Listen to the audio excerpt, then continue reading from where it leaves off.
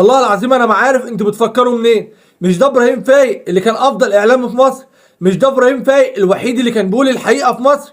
دلوقتي بقى كخه، دلوقتي بقى وحش علشان بين الفساد اللي في اتحاد الكوره بقى وحش، علشان بين الفساد على صالحكم بقى وحش. انتوا يا زملكاويه اللي طالعين تشتموا في ابراهيم فايق وكل صفحاتكم عمال تشتم في ابراهيم فايق. مش ده اللي كان حلو من يومين ثلاثه؟ مش ده اللي كان بيقول الحقيقه من يومين ثلاثه؟ بقى دلوقتي هو الوحش، بقى دلوقتي كخه ونطلع نشتم فيه عشان عمل ايه؟ عشان طلع التسجيل الصوتي ما بين الكابتن محمد عادل والكابتن محمد سلامه، وادان الكابتن محمد عادل على حساب مين؟ على حساب نادي الزمالك، لان ضربه الجزاء كانت محسوبه لنادي الزمالك. علشان تعرف تفكيرهم وعلشان تعرفوا ان هم بيقفوا مع مصلحتهم. يعني ابراهيم فايق لو فضل بين الطرفين هيقفوا معاه، انما لو هيطلع يغلطهم ويكشف الفساد اللي في اتحاد الكوره وفي لجنه التحكيم هيبقى وحش وكخه ونطلع نشتم فيه وصفحاتنا تبهدله.